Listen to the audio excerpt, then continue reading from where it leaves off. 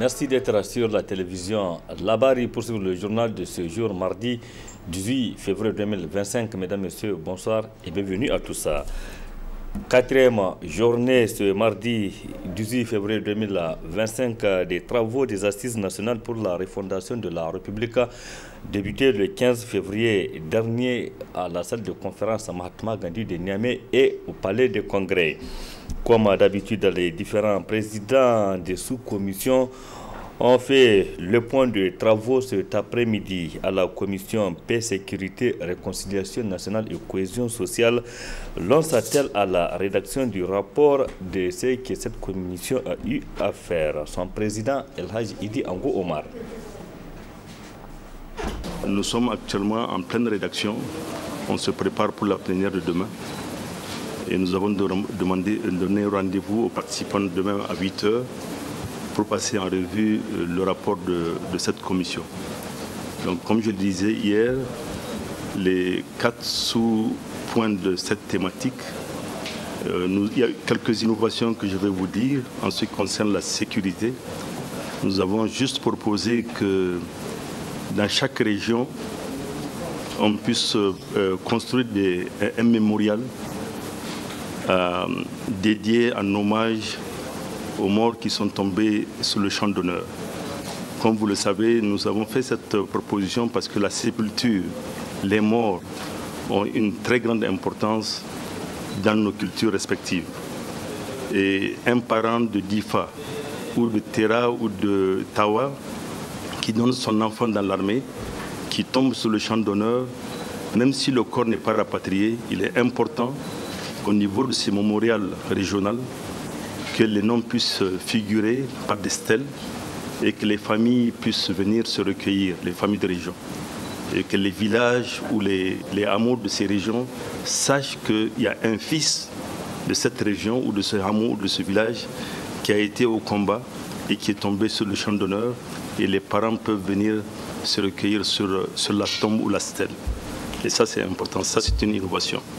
En ce qui concerne la cohésion sociale, nous avons fait une proposition, celle d'uniformiser les heures de prière dans les régions. Une ville comme Niamey, il n'est pas acceptable qu'on ait jusqu'à 15 heures ou 10 heures d'heures de prière différentes. Il y en a qui prient à midi et demi, il y en a qui prient à 13 h, il y en a qui prient à 13h15. Est-ce normal? Quand vous partez en Arabie Saoudite ou en Turquie, on fait un seul appel.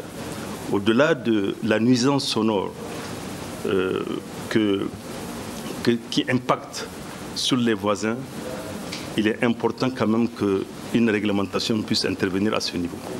Donc au niveau du sous-thème cohésion sociale, nous avons proposé en tout cas une recommandation pour que les horaires puissent être uniformisés au moins au niveau d'une ville ou des différentes villes des régions. Ça, c'est une des propositions que nous avons eu à faire. En ce qui concerne la réconciliation nationale, comme nous l'avons dit hier, il est extrêmement important, étant entendu que c'est un aspect assez sensible, il est extrêmement important de porter une attention particulière sur le contexte et les conditions de cette réconciliation nationale. Éviter que ça ne soit une réconciliation nationale éphémère, qu'elle puisse être durable. Et pour qu'elle puisse être durable, il faudrait essentiellement tenir compte d'un certain nombre de facteurs.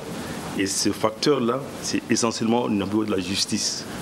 Quand il y a un préjudice, il faut que ce préjudice-là soit répertorié, qu'il soit traité par la justice, et c'est seulement après qu'on peut aller vers le pardon ou la réconciliation nationale. Il faut éviter de faire des choses dans la précipitation. Beaucoup de gens ont subi des préjudices, l'État a subi des préjudices, il faudrait que ces préjudices soient réparés avant d'avancer vers une réconciliation.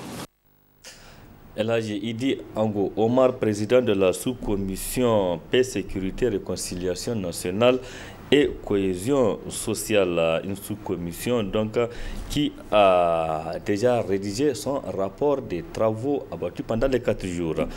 Au niveau de la sous-commission refondation politique et institutionnelle, les membres s'activent eux pour finaliser les travaux comme nous le précise son président Nouh Mamadou Arzika. Concernant le travail de notre sous-commission, la sous-commission numéro 2, qui traite de la refondation politique et institutionnelle, nous sommes en train de finaliser notre travail. Et nous avons fait l'analyse de tout ce qu'il faut suggérer comme mesure à prendre pour réussir la refondation politique et institutionnelle, et envisager un certain nombre d'institutions qui doivent permettre, courant la période de transition, déjà d'inaugurer la volonté de la refondation, l'affirmer sur le terrain, et ensuite la perspective au-delà de la transition, envisager aussi dans la perspective du retour à l'ordre constitutionnel normal. Normal s'entend par rapport à ce que les gens ont communément l'habitude de dire. Mais enfin, pour nous, on considère que l'aspect refondation prend en charge le fait que c'est tout simplement notre volonté d'aller vers une gouvernance qui réponde aux attentes de notre peuple, de se voir entièrement bien gouverné et capable de pouvoir s'affirmer dans le concert des nations.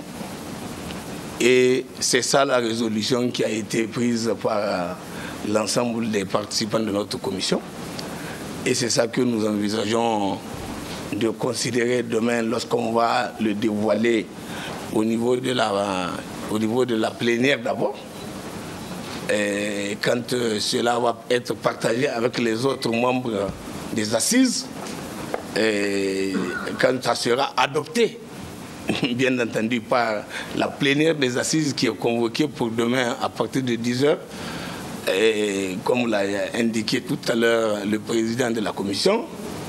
Donc après, vous saurez exactement ce que nous avions effectivement convenu de recommander comme mesure pour améliorer notre système politique. Nous, Mahamadou Arzika, président de la sous-commission refondation politique et institutionnelle, une commission donc qui s'active pour finaliser les travaux. Pendant ce temps, au niveau de la sous-commission économie et développement durable, les travaux sont achevés. Les membres sont sur le point de valider le rapport. Selon son président, Salah Haladou, que je vous propose de suivre. En ce qui concerne la sous-commission 3, qui est en charge de l'économie et développement durable, je suis heureux donc de vous informer que nous avons pu parachever nos travaux et que cet après-midi, nous avons pu avoir la validation du projet de rapport final donc, de nos débats que nous aurons à soumettre bien entendu demain, Inch'Allah, dans la journée à la commission nationale. Le projet de rapport est articulé autour des 4 dimensions thématiques que je vous avais annoncées donc, hier, en l'occurrence, la dimension économique, la dimension environnementale, la dimension sociale et la gouvernance. Et tout cela articulé autour, bien entendu, de la confirmation de la souveraineté nationale, non seulement dans la gestion donc, de nos ressources et de notre potentiel, mais surtout, évidemment, sur le comportement des Nigériens nouveaux pour que nous puissions prendre conscience de notre responsabilité et de notre engagement pour un redémarrage et un changement de mentalité au niveau non seulement de notre comportement, mais aussi de ce que nous devons faire du point de vue de notre devoir pour pouvoir assumer nos responsabilités et apporter notre contribution à l'édifice. Les recommandations seront articulées autour notamment de tout ce qui est réforme institutionnelle requise, les dispositifs et les moyens de financement, mais en même temps, comme il se doit et qui est logique, les rapports qui peuvent être établis, je veux dire les points qui peuvent être établis entre les recommandations de notre sous-commission et les thématiques des autres sous-commissions, puisque notre thématique, elle est transversale. La primeur reviendrait à qui de droit. Donc, à ce qui nous concerne, nous rendrons compte demain d'abord à la Commission nationale pour validation du contenu de ce rapport. Et ensuite, le reste, en ce qui concerne les recommandations, nous verrons l'heure de la cérémonie de clôture. En ce moment, vous pourrez avoir donc les détails les plus conséquents.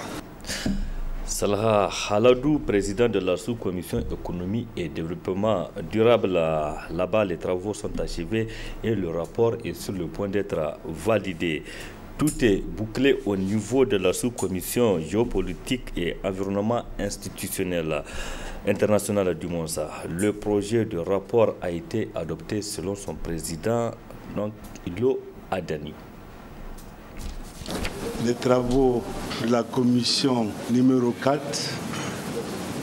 relative à l'examen de la géopolitique et de l'environnement international.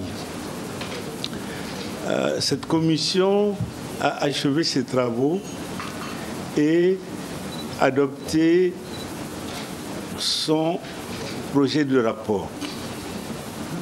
Évidemment, et elle a fait des propositions qui sont très très fortes, des recommandations qui sont nombreuses pour permettre de remettre sur les rails la diplomatie nigérienne sur la base d'une politique extérieure qui soit résolument orientée vers la refondation et une politique extérieure qui vise à être en ligne aussi avec l'environnement, les nouveaux paradigmes internationaux, mais une politique extérieure aussi qui est résolument alignée dans la construction, l'approfondissement de la Confédération des États du Sahel en allant vers la fédération.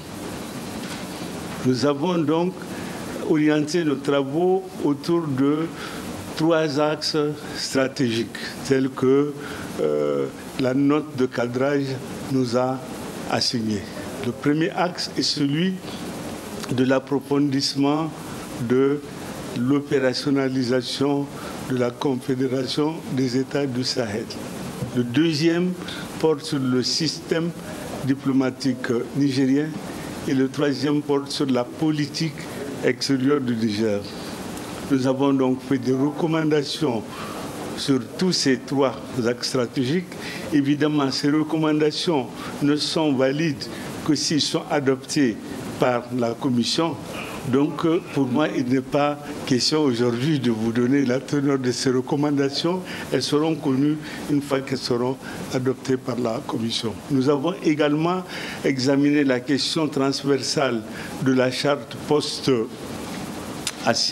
nationale et nous avons fait là aussi des recommandations sur à la fois les organes que nous considérons comme étant pertinents pour gérer la gouvernance post-assise nationale.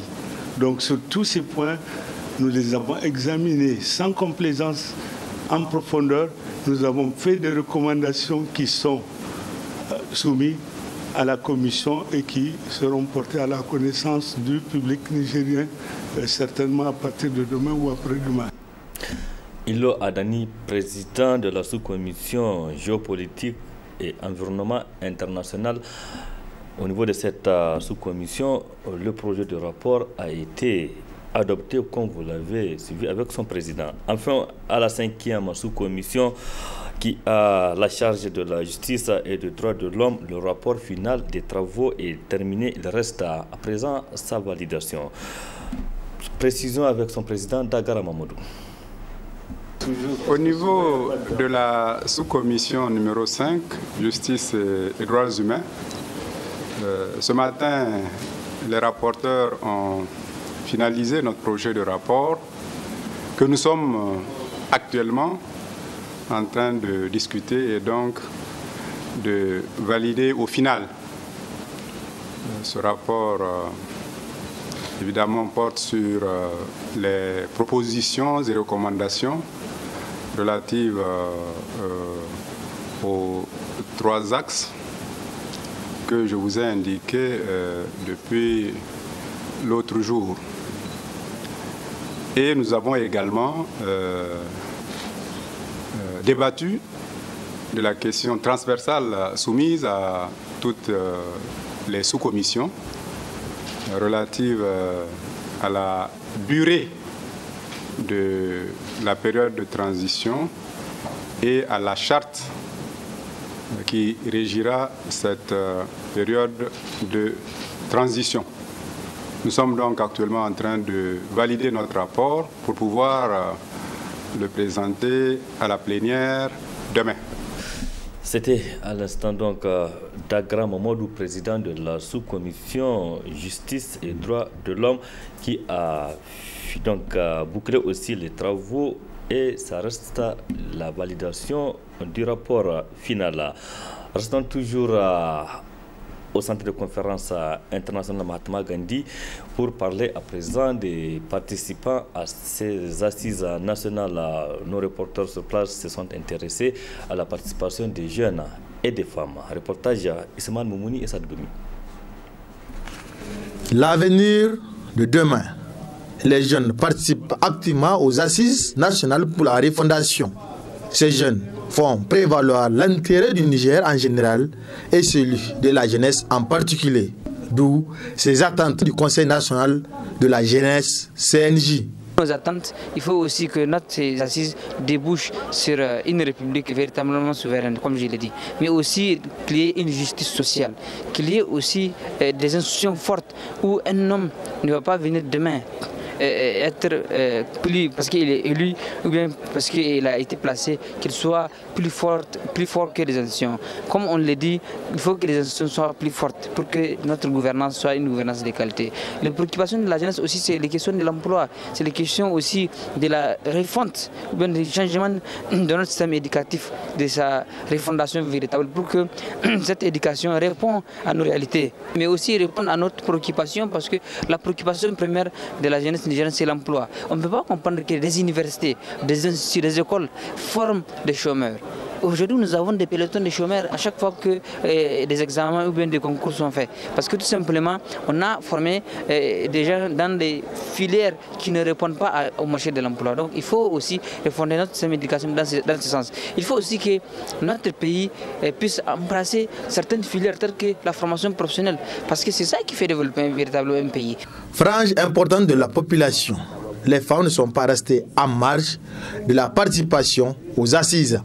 La coordination des organisations non gouvernementales et associations féminines du Niger, Congafen, dresse ses attentes. Nous sommes vraiment très représentés ici. Que dans toutes les régions, en tout cas, il y a 3 représentations de la femme qui sont ici à Niamey. Et vraiment, nos attentes, c'est qu'il faut réinstaurer notre ministère de la promotion de la femme. S'ils ne veulent pas promotion de la femme, ministère de la famille, on peut changer de nom. Nous attendons et des assises, nous attendons vraiment l'application de toutes les recommandations issues de ces assises. Vous savez, un enfant, s'il pleure, il va où? Il va chez sa maman. Nous, notre maman, on nous a pris notre maman. Si on pleure, où est-ce qu'on veut aller? Donc il faut réinstaurer notre ministère. Parce que si on a des problèmes, c'est là-bas qu'on va exposer les problèmes. Et c'est au niveau national qu'on essaie de faire le plaidoyer pour pouvoir vraiment résoudre nos problèmes. Et la femme, il ne faut pas que les gens oublient. Même dans le domaine agricole, aujourd'hui, si on fait le sondage, en tout cas la proportion des femmes qui font de l'agriculture, elle est vraiment élevée. Essayons de prendre ça. Et aussi, essayons de mettre vraiment les femmes dans leurs droits. De cette frange importante de la population du Niger, à savoir les jeunes et les femmes, cela va sans nul doute assurer le développement du pays.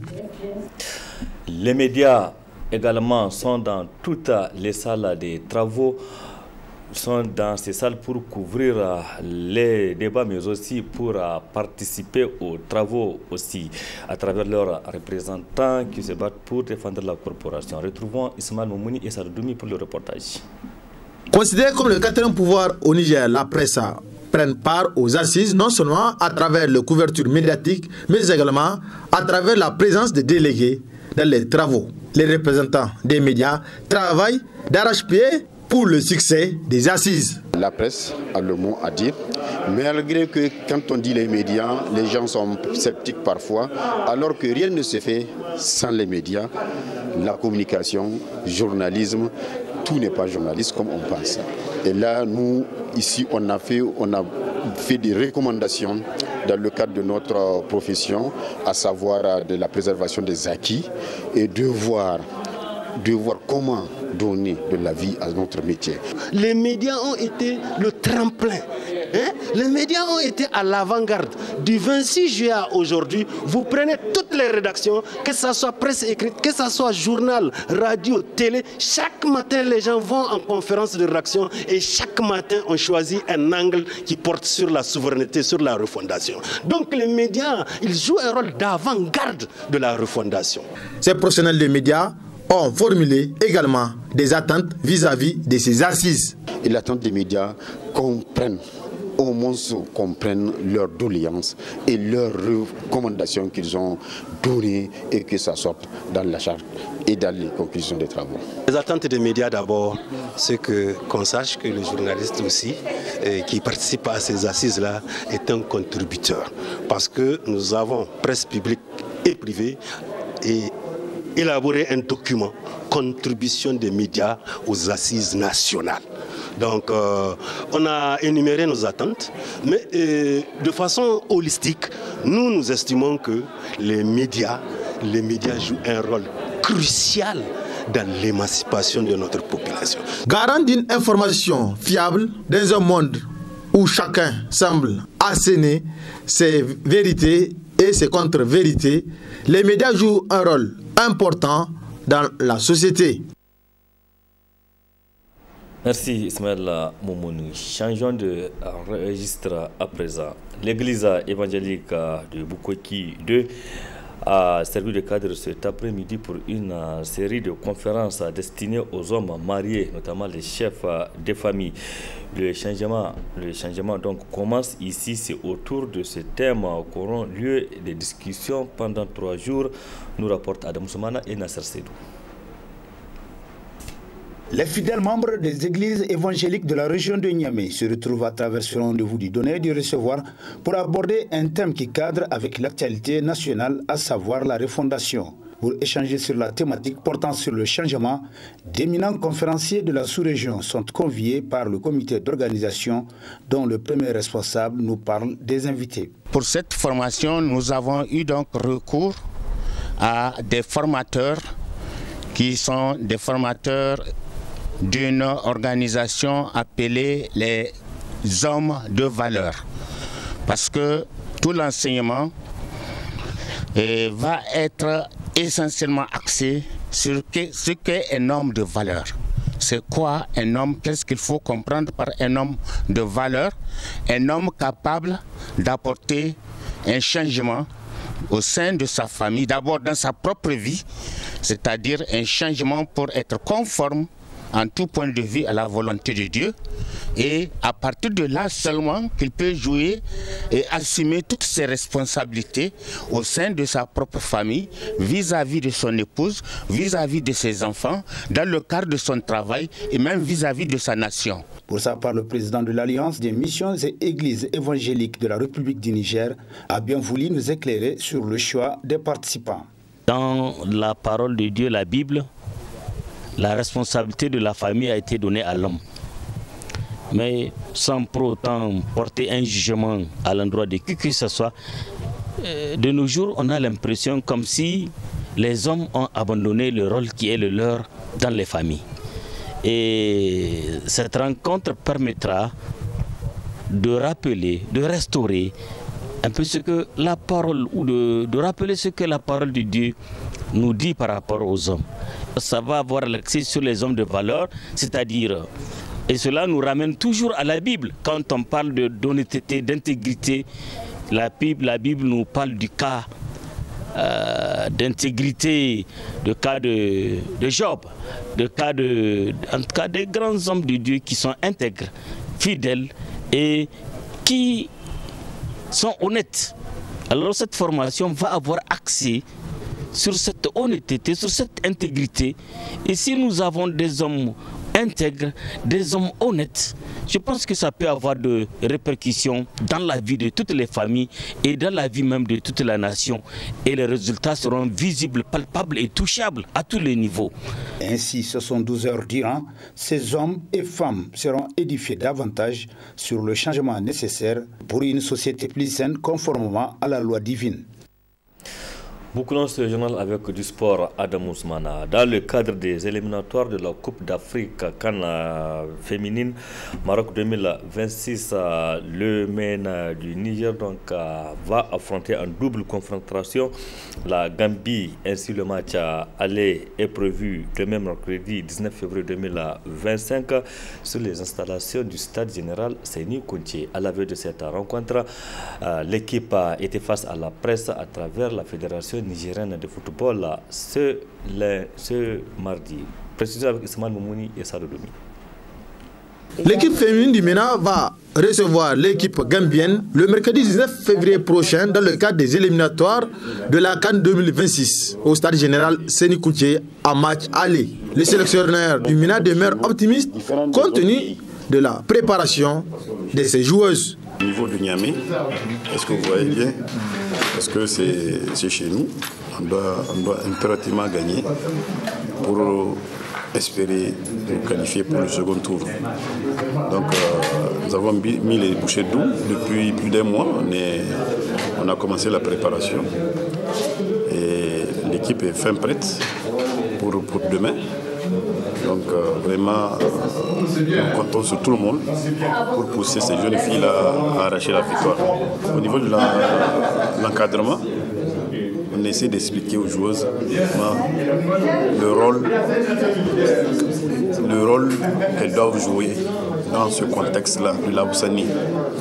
Donc aller faire en sorte que le Niger vraiment soit bien représenté et dignement représenté. L'équipe est déterminée pour remporter les 3 points ici à Niamey avant le match retour, comme en atteste la capitaine. Nous, on va pour gagner. C'est pour la victoire. Voilà, donc je pense qu'on est vraiment déterminé plus que jamais pour aller arracher cette victoire face à la Gambie. Sur le plan physique, technique et tactique. Donc il ne manque de rien. On attend que le jeu, Inch'Allah, pour donner le meilleur de nous. Nous avons vraiment besoin du soutien de la population, qu'ils viennent demain, Inch'Allah, massivement pour nous soutenir. Parce que vraiment, même à travers le soutien de cette population-là, je pense que ça va motiver l'équipe. Donc ça peut vraiment nous pousser parce que c'est chez nous. La Fédération nigérienne de football invite la population à soutenir le MENA en s'y rendant au stade général Seyni Kounché le mercredi 19 février à partir de 16h pour pousser ses joueuses jusqu'à la victoire, sachant que l'entrée est gratuite. Merci Ismaël Moumouni et bonne chance à cette équipe qui va certainement et valablement défendre les couleurs nationales. Bonne chance à cette équipe. Donc, point final de cette édition. Merci à vous de l'avoir suivi. Restez en compagnie des programmes de la télévision La Barry. Excellente nuit à toutes et à tous. Bonsoir.